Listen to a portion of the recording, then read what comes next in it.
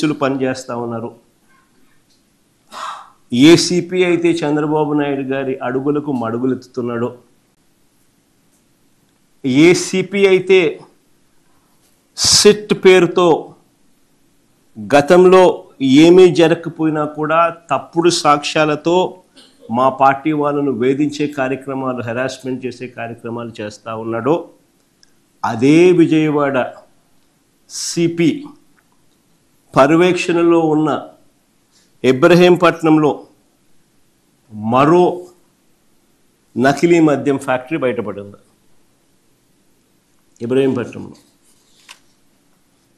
ఇబ్రహీంపట్నంలో దొరికిన నకిలీ మద్యం దాదాపుగా 27,224 బాటిళ్ళు.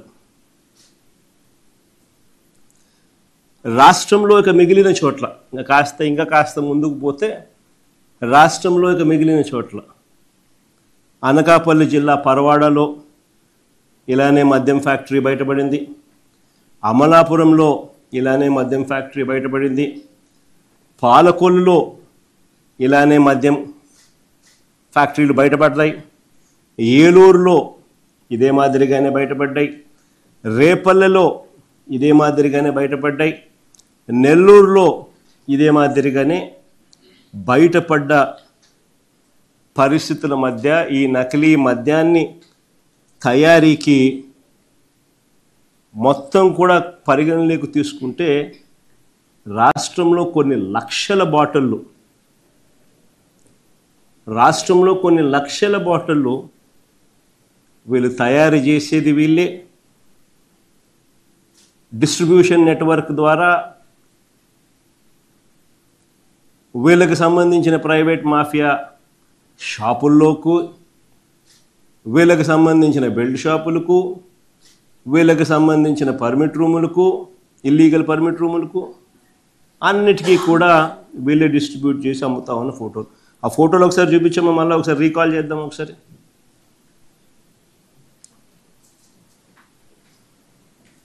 ఇది తంబలపల్లి నియోజకవర్గంలో, ఇంతకుముందు నేను చెప్పినట్టుగా తంబలపల్లి నియోజకవర్గంలో ములకల చెరువులో లభ్యమైన ఫ్యాక్టరీతో పాటు పట్టుబడ్డ నకిలీ మద్యం బాటిళ్ళు. నెక్స్ట్ ఫోటో మళ్ళీ అన్నమయ్య జిల్లా. చూసారా బాగా ఎంత చక్కగా కూడా పూజ గీజ కూడా చేసి కూడా ఏ రకంగా మ్యానుఫ్యాక్చరింగ్ ఎంత పకడ్బందీగా చేస్తూ ఉన్నారు దానికి సంబంధించి. ఇది అక్కడ లభ్యమైన స్పిరిట్. ఇంకా ముందు అమ్మ ఏకంగా బాటిళ్ళు చూడండి, బాటిళ్ళు, స్టాంపులు,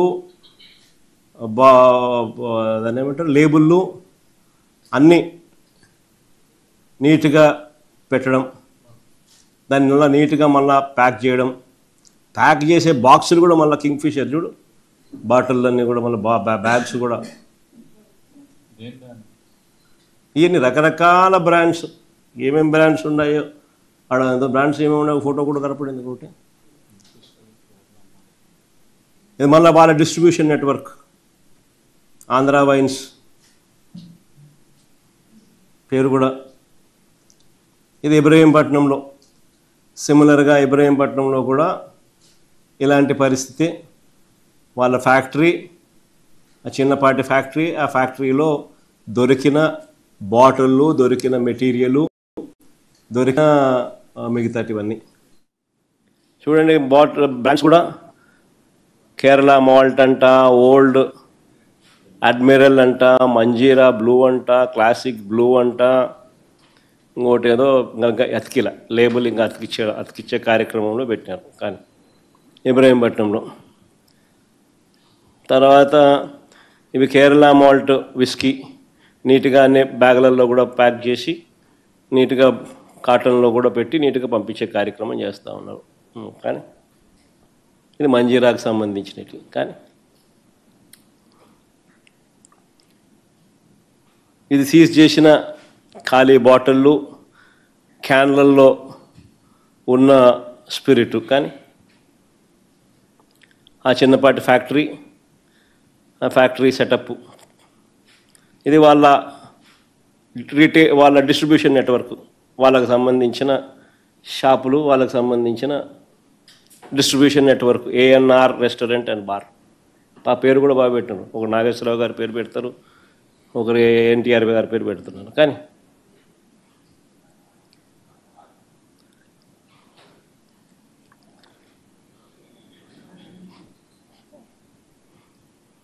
ఇది పరవాడలో, ఇది అనకాపల్లి జిల్లా పరవాడలో, అక్కడ ఒక చిన్న సైజ్ ఫ్యాక్టరీ. చూడు, మళ్ళీ ముసుకేసి మళ్ళీ పెడతారు. మళ్ళీ ఎక్కడ మనుషులు బయట ఫోటోలు బయటికి రాకూడదు.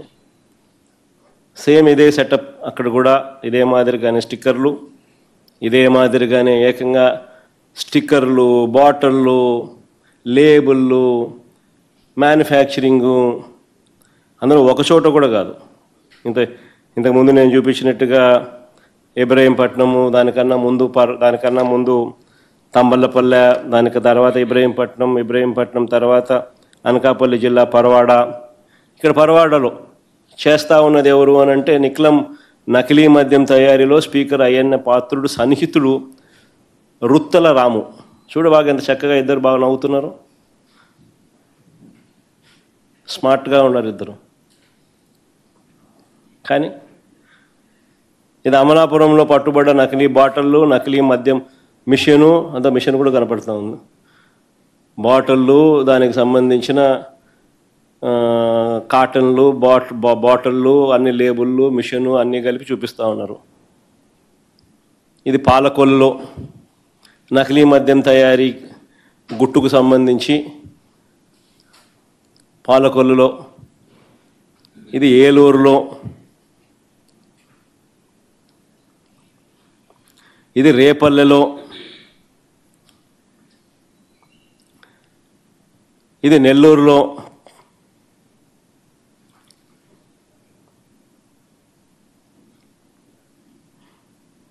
సరే అంతేనా?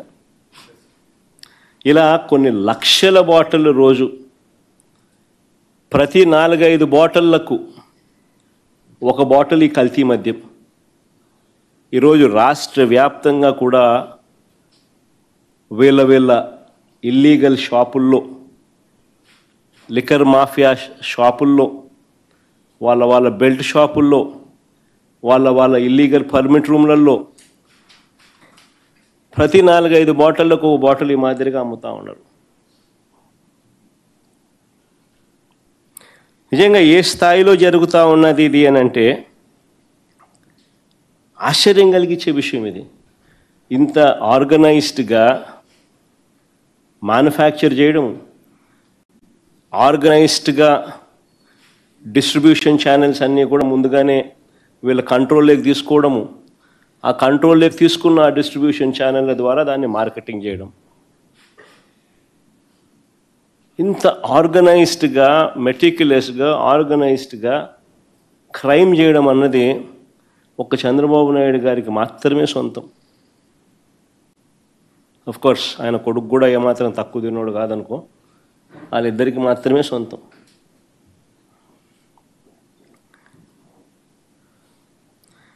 దీని నుంచి డైవర్ట్ చేయడానికి 2 సంవత్సరాలు అయిపోయింది. వీళ్ళే అధికారంలో ఉన్నారు. 2 సంవత్సరాల నుంచి ఇదే కార్యక్రమం చేస్తూ ఉన్నారు. 2 సంవత్సరాల నుంచి చేస్తూ ఉన్న ఈ కార్యక్రమాలను డబ్బుల దగ్గర తగాదాలు వచ్చి బయటపడడంతో టాపిక్ డైవర్ట్ చేసేదానికి ఏమంటారు? చంద్రబాబు చేస్తూ ఉన్న కుట్రలు ఎన్ని? ఆయనకంటే అలవాటైన పద్ధతే ఇది.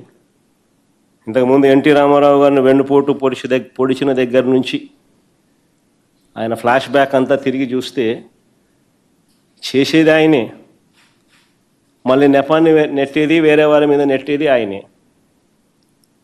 దానికి వత్తాసు పలికేది ఇదే ఎల్లో మీడియాని. అప్పుడైనా ఇప్పుడైనా ఎప్పుడైనా ఇదే మోడస్ ఆపరండి. చంద్రబాబు నేరాలు చేస్తాడు, అది బయటపడేసరికి ప్రజలను తప్పుదోవ పట్టించేదానికి ఆయన దొంగల ముఠా ఎల్లో మీడియా సిద్ధమవుతుంది. అంతా ఆర్కెస్ట్రేటెడ్గా ఒక అబద్ధాన్ని నిజమని చెప్పి నమ్మించే దానికోసం డైవర్షన్ పాలిటిక్స్లో చెప్పిన అబద్ధమే 100 సార్లు చెప్పే కార్యక్రమం జరుగుతూ పోతుంది.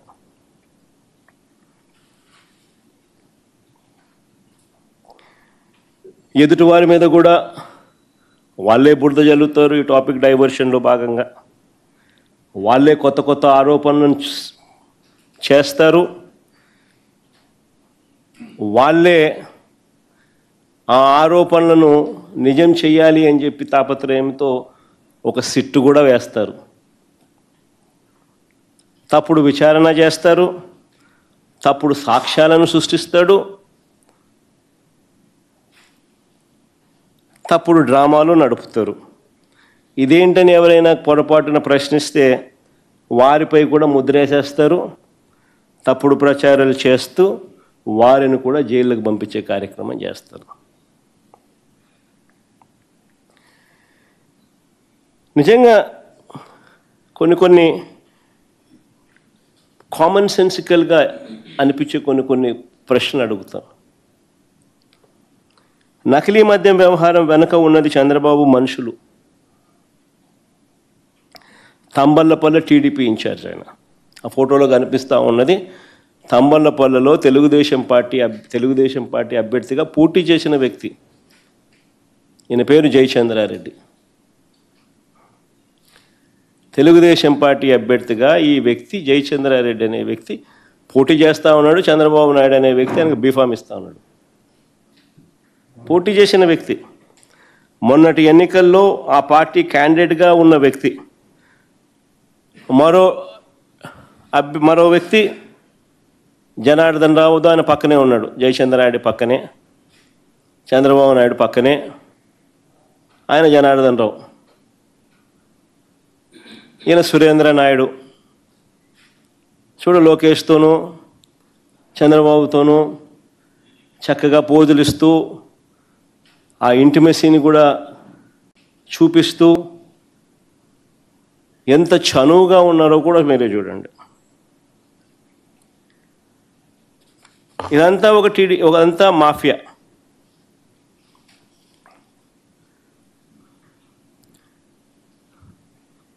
ఎన్నికల్లో బాండ్లు సైతం ప్రచారం.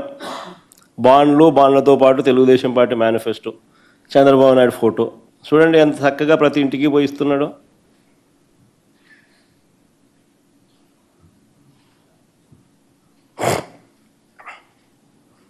సరే, నేను అడుగుతా ఉన్నాను, ఈ జనార్దన్ రావు అని చెప్పి ఎవరైతే చెప్తా ఉన్నారో, జయచంద్రారెడ్డి, సురేంద్ర నాయుడు, జనార్దన్ రావు అని వాళ్ళ ముగ్గురు ఇంతకుముందు ఫోటోలు చూపించిన. ఈయన సురేంద్ర నాయుడు, ఆయన జనార్దన్ రావు, ఈయన జయచంద్రారెడ్డి. సరే, కాస్త ముందుకు పోయే ముందు వీళ్ళ గురించి కూడా మాట్లాడదాం. ఇదే జనార్దన్ రావు అనే వ్యక్తి విదేశాల్లో ఉండగానే 2 రోజుల్లో వచ్చి ఈ మనిషి లొంగిపోతాడు అంటూ వీళ్ళే శుతిమెత్తగా ఎల్లో మీడియాలో లీకులు ఇచ్చారు. ఈనాడులో బాగా కనపడుతుంది, ఆంధ్రజ్యోతిలో బాగా చక్కగా చూపిస్తారు, TV5 బాగా తాళం వేస్తుంది. అంతే హాట్లైన్ కదా అందరిది. అందరూ ఎల్లో మీడియా అంటే దొంగల ముఠ అని అందరూ భాగస్వామ్యాలు కాబట్టి బాగా ఖచ్చితంగా అందరికీ తెలుసు ఎక్కడున్నాడు, ఎప్పుడు వస్తున్నాడు, ఏం జరుగుతున్నాడు అని. జనార్దన్ రావు విదేశాల్లో ఉండగానే 2 రోజుల్లో వచ్చి లొంగిపోతాడంటూ శుతిమెత్తగా ఎల్లో మీడియాలో, పత్రికల్లో, టీవీల్లో వీళ్ళే రాసుకున్నారు. దీని సారాంశం ఏంటంటే జనార్దన్ రావు ముందుగానే ఆయనతో వీళ్ళు మాట్లాడుకోవడం, ఆ వెంటనే ఆ జనార్దన్ రావు 2.5 సంవత్సరాల కిందటి నుంచి ఈ వ్యవహారం జరుగుతోందని ఆయన నోట్లో నుంచి అలా చెప్పించడం, దానికి పూర్తిగా ప్లేట్ ఫిరాయించే విధంగా ఆయనతో పూర్తిగా ఒక స్కెచ్ గీయించడం. సరే, అంతటితో అయిపోలా. ఒకవైపున ఇది చేస్తూ ఉండగానే మరోవైపున తంబళ్ళపల్లెలో టీడీపీ ఇన్ఛార్జ్, ఎవడైతే తంబళ్ళపల్లెలో టీడీపీ తరఫున పోటీ చేశాడో జయచంద్రారెడ్డి, ఆయన మీద ఒక బ్రాండింగ్. ఏమని? ఆయన మా పెద్దిరెడ్డికి అత్యంత సన్నిహితుడంట అని ఆయన మీద బ్రాండింగ్. వైఎస్ఆర్సీపీ ప్రభుత్వం ఉన్నప్పుడే నకిలీ మద్యం తయారీని మొదలుపెట్టారంట అని మళ్ళీ ఇదొక బ్రాండింగ్. మళ్ళా ఈనాడు, ఆంధ్రజ్యోతి, TV5 మళ్ళా తానా తందాన టప టప టప మళ్ళా వేయడం. ఆశ్చర్యం కలిగించే విషయాలు. టీడీపీ పార్టీ నుంచి ట్వీట్ చేస్తూ ఇవన్నీ ఈ వ్యవహారాన్ని ఏకంగా ఆఫ్రికాలో మూలాలు ఉన్నాయంటూ కథ బిల్డప్ ఫర్దర్గా. సరే, ఇంకా కాస్త ముందుకు పోయినారు. మళ్ళీ ఇంకా కాస్త ముందుకు పోయేమన్నారు. అక్కడితో ఆగిపోకుండా చంద్రబాబు బరి తెగింపు అంతటితో ఆగిపోలా. అధికార దుర్వినియోగం అన్నది ఏ స్థాయిలో ఉంది అని అంటే, ప్రభుత్వంలో ఉన్న IVRS కాల్స్ అంట. ప్రభుత్వంలో ఉన్న IVRS కాల్ సెంటర్ను ఉపయోగించుకొని తన మాఫియాలో ఒకడైన తన మనిషి జనార్దన్ రావు ఇచ్చిన వీడియోను చూయించి ఆయన చేత ఒక వీడియో చేయించి ఆ వీడియోను IVRSలో చూయించి దాంట్లో మాజీ మంత్రి జోగి రమేష్ పేరు చెప్పించి ఆయనతో ఆ వీడియోలో ఉన్న వాయిస్కు మరికొన్ని వక్రీకరణలు జోడించి వాటిని ఉధృతంగా కూడా ప్రచారం చేయడం. ఇంతటితో కూడా ఆగిపోలా. ABN, ఈనాడు, TV5 వాళ్ళు రంగప్రవేశం చేసినారు. జనార్దన్ రావు అనే వ్యక్తి ఫోన్లో చాట్స్ అంట జోగి రమేష్తో అని చెప్పి అవి చూపించడం మొదలుపెట్టారు. చూడండి ఒకసారి, చేసేది వీళ్ళే. డైవర్ట్ చేస్తూ ఇంకొకరి మీద బురద జల్లుతూ ఏ రకంగా కథా స్క్రీన్ ప్లే డైరెక్షన్ ఏ రకంగా జరుగుతూ ఉందో. నేను చంద్రబాబు నాయుడు కొన్ని సూటిగా ప్రశ్నలు అడుగుతా ఉన్నా. చెప్పే ధైర్యం తనకు ఉంటే చెప్పమని చెప్పి అడుగుతా ఉన్నా. నకిలీ లిక్కర్ ఫ్యాక్టరీలు బయటపడ్డ తర్వాత మీరు ఎన్ని షాపుల్లో తనిఖీలు చేశారు? ఎన్ని నకిలీ లిక్కర్ బాటిళ్ళు పట్టుకున్నారు? ఏ షాపుల్లో గుర్తించారు? ఒకటిలా అన్ని షాపులు వీళ్ళయే, పట్టుకుంటే అన్ని చోట్ల దొరుకుతాయి కాబట్టి యాయి చేయరు. ఇదే జనార్దన్ రావు విదేశాల నుంచి వస్తూ ఉన్నప్పుడు వస్తున్నాడని చెప్పి మీకు తెలిసినాడు, మీ పేపర్లో మీరే రాసినారు 2 రోజులు ఆయన వస్తున్నాడని. మరి ఆయన ఎందుకు అరెస్ట్ చేయలేదు? ముందే అక్కడికి పోయి ఎందుకు అరెస్ట్ చేయలేదు?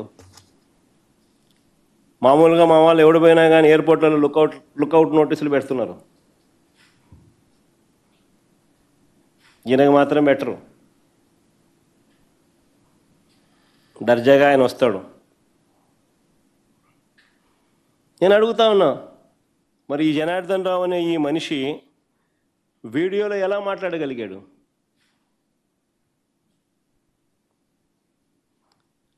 ఆ వీడియోని ఎలా బయటకు పంపగలిగారు?